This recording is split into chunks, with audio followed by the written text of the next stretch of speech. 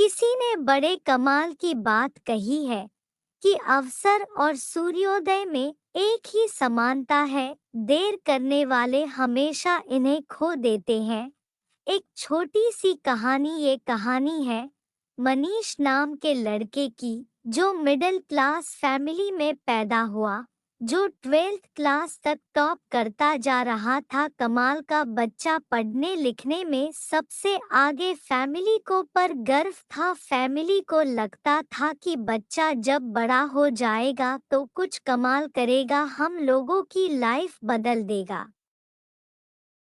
हमारी फैमिली में हैप्पीनेस आ जाएगी, सब कुछ बदल देगा। सिर्फ और सिर्फ ये लड़का। लेकिन वो लड़का जब 12th क्लास पास करके कॉलेज में गया तो उसकी लाइफ बदल गई। उसके आसपास ऐसे दोस्त आ गए जिन्होंने उसे बिगाड़ के रख दिया। देर रात तक पार्टी चलने लगी, घरवालों से झूठ बोल करके पैसा मांगने लगा। घरवालों को समझ में आ रहा था। उन्होंने एक दिन उसको समझाने की कोशिश की,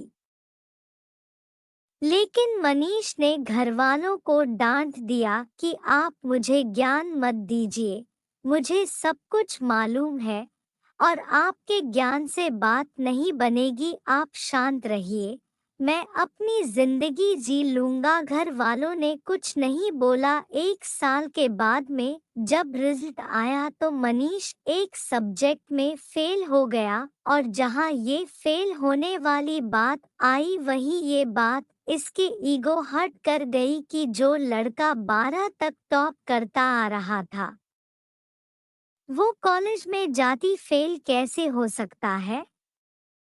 आप और ये जो फेल होने वाली बात थी, इसके मन में, इसके दिमाग में इतना घर कर गई कि घर में बंद हो गया, एक कमरे में रहने लग गया, घर वालों से बात करना बंद कर दिया, दोस्तों के फोन उठाना बंद कर दिया, यहाँ तक कि बाहर आना जाना बंद कर दिया। मनीष धीरे धीरे डिप्रेशन का शिकार हो रहा था। ऐसा लग रहा था कि उसकी लाइफ में यहीं पर ही ब्रेक लग जाएगा, सब कुछ खत्म हो जाएगा। मनीष जी स्कूल में पढ़ता था जहां से 12th पास आउट की थी। वहां के प्रिंसिपल को जब ये बात मालूम चली तो उन्होंने मनीष को अपने से मिलने के लिए बुलाया, डिनर पर बुलाया। वो इनविटेशन ये रिजेक्ट नहीं कर सका, इसको मान नहीं था कि नहीं होता आया था। प्रिंसिपल साहब के यहाँ जाना था तो मनीष पहुंचा शाम शाम में,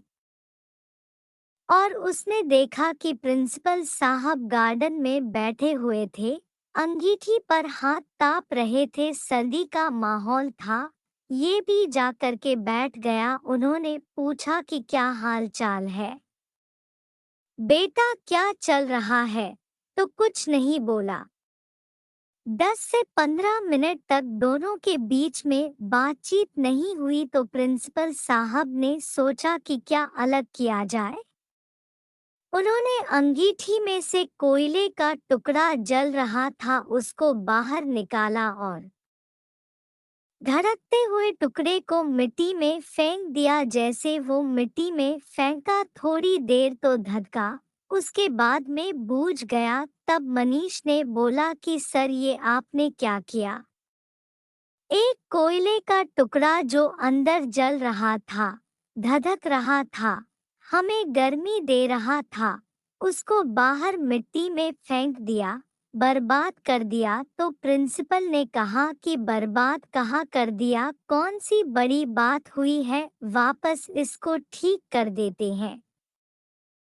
उन्होंने उस कोयले के टुकड़े को उठाया मिट्टी में से और वापस ला करके अंगीठी में डाल दिया। फिर से वो टुकड़ा थोड़ी देर बाद जलने लगा, गर्मी देने लगा। तो प्रिंसिपल ने पूछा कि बेटा कुछ समझ में आया। मनीष ने कहा नहीं। तो प्रिंसिपल ने कहा कि बेटा, मैं यही समझाने के लिए तुम्हें बुला रहा था, ये जो कोयले का टुकड़ा है, ये तुम हो। तुम जब अंगीठी से बाहर आए, गलत संगति में गए, मिट्टी में गए तो बूझ गए लेकिन वापस आ करके जल सकते हो। शर्त ये है कि अब अंगीठी में वापस आना होगा।